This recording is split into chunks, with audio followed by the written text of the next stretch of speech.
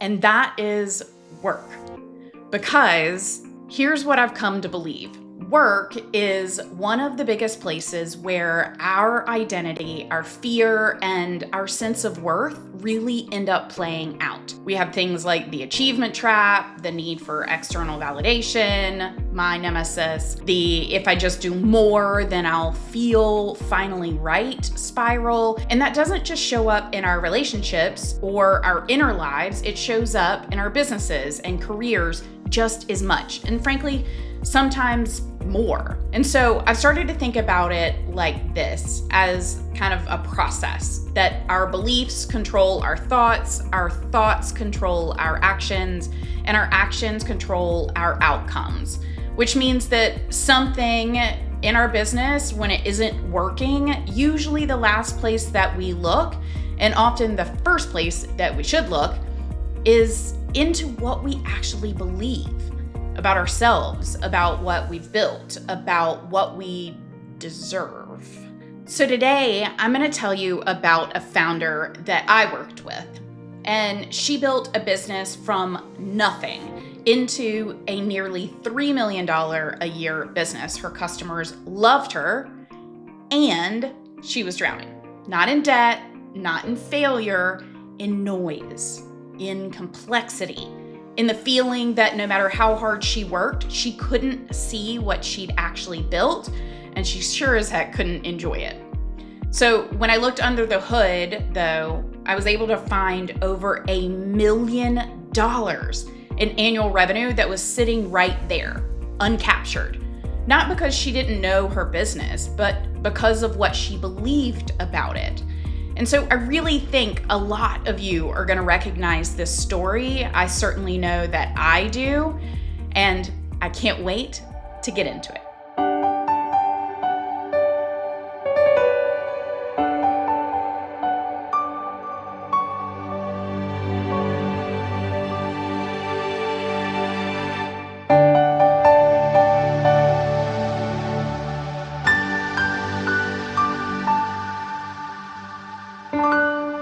Okay, so picture this. One woman who built a business from scratch over 10 years. She makes and sells physical products. She's grown it to nearly $3 million. And she has a retail space, an online store. She does events, markets. She has wholesale accounts, you name it, right? Lots of revenue streams. And she even has a small team and then a handful of people who are a constellation, if you will, of freelancers and agencies that she sort of accumulated to support her in various areas over the years. And here's the thing. What is so cool is her customers love her and her products. She has over a 75% repeat customer rate when the industry average is 27%. So we're not talking about a business with a product problem. We're talking about a business that has something people genuinely want and they come back for again and again. So what could be the problem? So when I came in, this founder was feeling exhausted, like I told you, and not the kind of exhausted where you just kind of need a vacation, the kind of exhausted where you've built something amazing, beautiful, and you can't figure out why it still feels like it's suffocating you. I know you have felt that feeling before if you are a female entrepreneur, or heck, you may have even felt it in your personal life. So here's the best way I can describe what I found when I started looking at everything. Imagine that you're trying to cook, and now that you know me, you know that's probably not going to happen. But imagine with me that you're trying to cook dinner. You've got all the ingredients, but the flour is in the basement, the eggs are in a mini fridge in the garage, the butter is upstairs in a cooler, the spices are in a box in the attic. You technically have everything that you need to be able to make that meal, but by the time you've gathered it all together, you are exhausted. And you've forgotten what it was that you initially were even trying to cook, and frankly, probably don't even want to cook it anymore. Well, that is what I saw going on inside this business. Data was everywhere, clarity was nowhere. And underneath all of it was a founder who had stopped trusting what she saw because there was simply too much to see. So where do we go from here? Well, we have 3 big findings that I wanted to share with you. Each one is a business problem on the surface, but each one is also a belief problem underneath. Potentially. So walk through them with me and I will tell you like I'm telling a friend over dinner. So imagine we're in the same room chatting about this. Okay, the first is we're in the restaurant that nobody orders from, right? The estimated opportunity for that restaurant is 125 to 175 grand. Okay, we found 3 main findings. Each one is a business problem on the surface, but each one could potentially, for you or anyone else, be a belief problem underneath. So I want to walk through this situation and let you see how oftentimes our beliefs are the very things that are ending up causing our businesses to stagnate or our lives in general just to stagnate. Okay, so the very first finding is in something that most of you know quite well. It was in email marketing. See, on the surface, the numbers, they looked incredible. Her automated email sequences, the ones that go out when customers come in the door, right? They do something specific, like make a purchase. They had open rates that were seriously off the charts. One product category had a 79.7% open rate. That's in the 99th percentile. Her win-back sequence had an open rate of 67.8% open rates. Insane. But the revenue generated from these email sequences, it was 0. People were opening them, but they were reading them, and that's it. They weren't buying anything from them. And so when I dug into it, why is that? It became clear. The emails were beautifully written, warm, generous, and they never asked for the sale. They showed up, they gave value, and then they quietly left without ever saying a word like, would you like to buy this? Ever thought about that before? I bet you've done it too. Imagine you own a restaurant for a second. You're handing out 1,000 menus a day. And people are reading the menus. They're even walking past your window and even smiling, but only 20 people are actually ordering food. And the menus are everywhere. The restaurant just isn't converting. So that's a similar situation. Here's what I want you to sit with for a second, because this isn't really an email problem, right? Actually, this is probably a conditions of worth problem. Carl Rogers, the psychologist who developed this whole concept, described conditions of worth as the internalized belief that we are only lovable or acceptable when we meet certain standards. In business, this often shows up as I have to give and give and give before I have earned the right to ask you for anything. And this founder had built a business based on generosity, on showing up, on being worthy of her customers' attention. And then somewhere along the way, asking for the sale started to feel like too much, like she hadn't quite earned it yet. So you can see beliefs control your thoughts.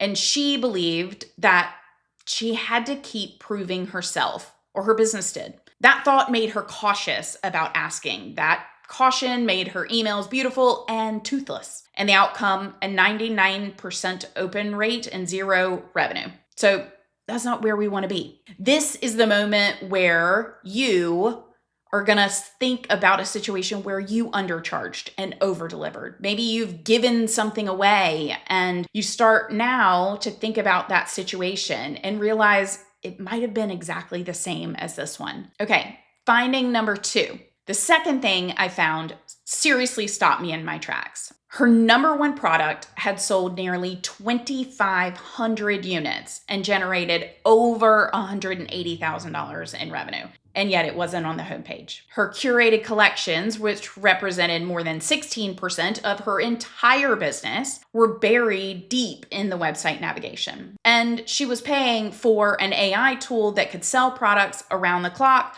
but nobody had turned on the selling feature. So again, she had built a bestseller and she had it hidden in the back of the store. Such a common thing when we don't have the time to work on our business, we're just continuing to work in it. Now, on paper, that's a website architecture problem, but I've been doing this long enough to know the way a business presents itself on the outside is almost always a mirror of how its founder sees herself on the inside.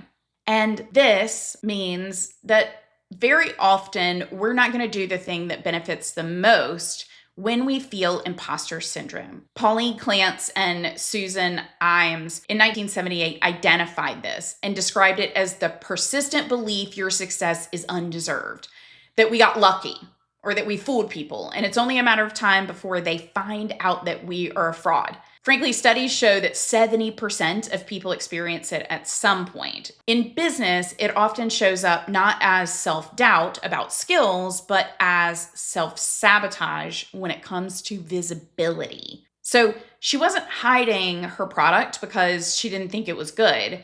She was hiding it because some part of her wasn't sure it deserved the front of the store, wasn't sure that that kind of attention was deserved on that product.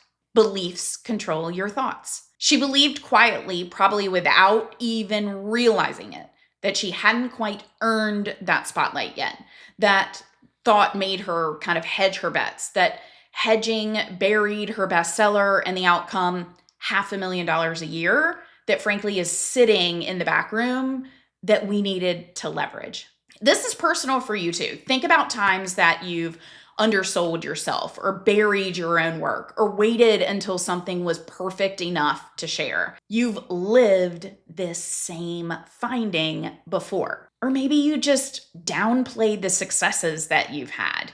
I know I certainly have. Okay. Now, the third finding really had to do with what I call scarcity mindset, right? And this is one that honestly I see most often. And it's the one that breaks my heart a little bit every single time I see it. See, she was running a $3 million business with a what I call contractor constellation that she built when she was just getting started. She had an email person, a strategy advisor, a paid advertising agency, a web developer, multiple agencies, and nobody was talking to each other. Everybody's billing independently, each owning their piece and their own piece in and of itself, not thinking about the bigger picture and how it all plays together. And she ended up spending between $6,000 to $12,000 a month on this whole network, this constellation. And nobody, not one person, woke up every morning thinking about how all the pieces of the puzzle fit together. Nobody owned that whole picture. Here's the thing though, it made complete sense when she started to create like the leverage this way. You hire contractors because you can't afford full-time help, which is absolutely understandable. And you build a network because you're scrappy and resourceful and you just kind of make it work. And that's not a flaw, that's survival. And survival got her to $3 million. But at some point, survival, it becomes a ceiling, right? It stops you. So that scarcity mindset was coined by Carol Dweck. Cannot recommend her book enough about growth mindset. And later from two other men who show that scarcity thinking, the belief that there isn't enough, that fundamentally changes how we make decisions. And we optimize for the short term and we avoid investment. We protect what we have instead of building toward what we could ultimately have. And crucially, scarcity thinking doesn't go away just because the scarcity does. We keep operating from these old rules after our circumstances have actually long changed. See, she had built a $3 million business, but she was still making decisions like someone who wasn't sure it would last or wasn't sure that really she could maintain it. Still treating every hire as a risk instead of an investment. Still running lean out of habit, no longer out of necessity. So when I built the business case for them, the math was clear. Bringing in one in-house digital marketing manager at $50,000 to $65,000 a year would replace $72,000 to $140,000 in annual contractor spend. Better accountability, it would give you better integration, and it would save her money. But more than money, It would mean finally building the business that she believed in. She believed in herself. So, see, beliefs, again, controlling your thoughts. She believed on some level that she was still this scrappy startup founder who couldn't afford to invest. And that thought kept her from committing. That lack of commitment kept her in this fractured, expensive contractor model. And so the outcome was a business she'd outgrown running on an infrastructure that she built 10 years ago, right? And this is where you can think about your own story of playing small, right? When your circumstances may have changed and you feared investing, or you feared committing to something that you knew would be the next right thing, right? And so what's the next step that you can take? See, in total, when we add it all up, all of the opportunities waiting for her was over $1 million in annual revenue just sitting right there. Not from doing more, not from spending more, but from finally believing what she built was worth seeing clearly. See, do the math in your head. See what changed and see the amount of potential that suddenly was sitting in front of her just when she began to change her belief system. So where did we end up? We ended up taking the 23 documents that she was getting from this constellation of contractors and narrowing it down to 6. My whole philosophy on this was we're not adding more complexity, we are removing it. The goal was to take 23 disconnected documents and replace them with 6 integrated tools that required 20 minutes of weekly maintenance across the entire team. So Monday, you check the roadmap, 5 minutes a day. Friday, you update the tracker, maybe take 15 minutes. And then monthly, you review the overall dashboard, 30 more minutes.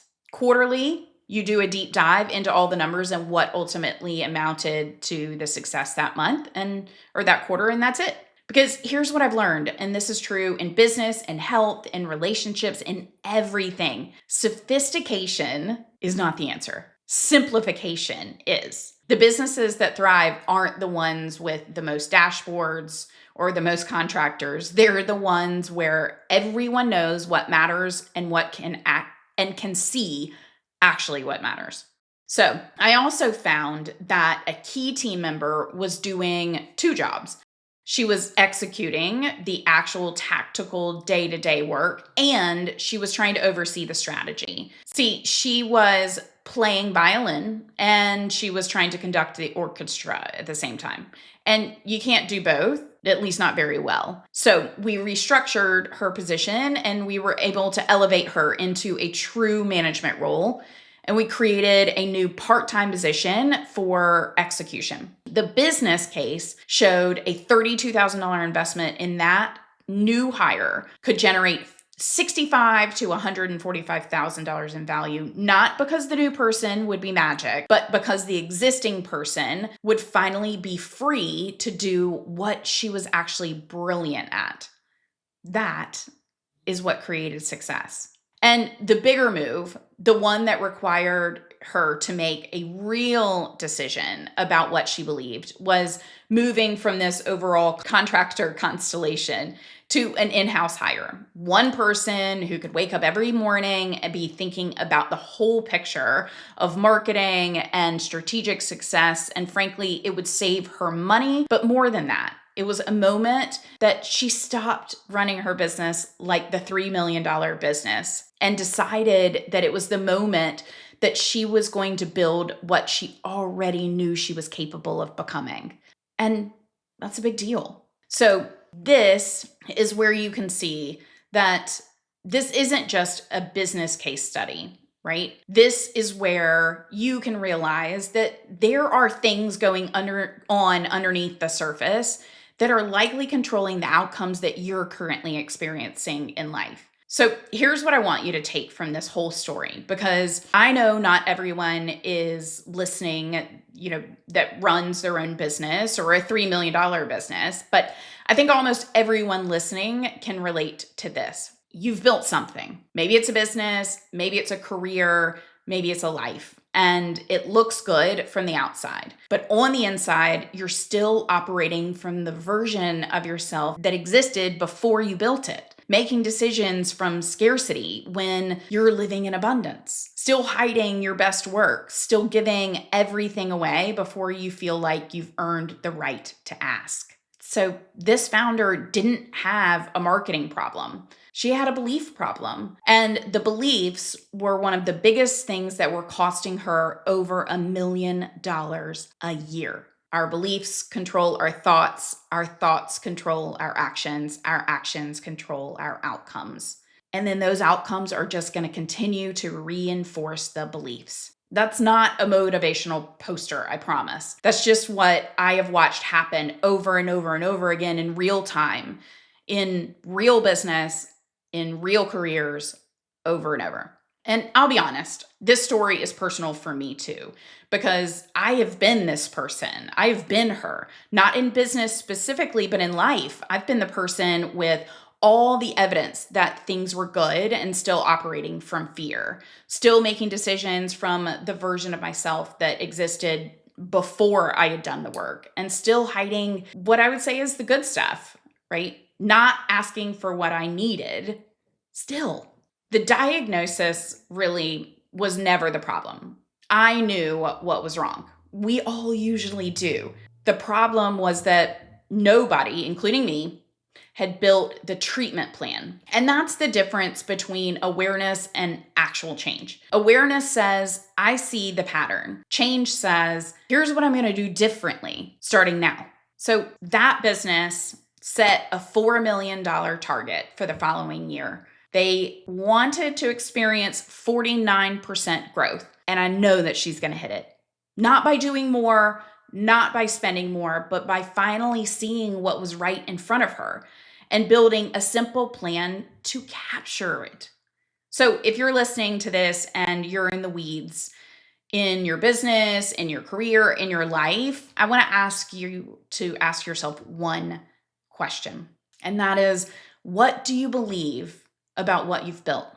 And is that belief actually true? Or is it just old? Because here's the thing. You can fix your email sequences. You can restructure your team. You can move your bestseller to the front of the homepage. But if you don't look at the belief underneath all of that behavior, then you'll just rebuild the same ceiling somewhere else. The work, frankly, the real work, is always going to be on the inside first. Make sure you never forget that. Okay, I'll see you next week. Thank you so much for joining us for this episode of The Sallie Ogden Show. I will see you next time.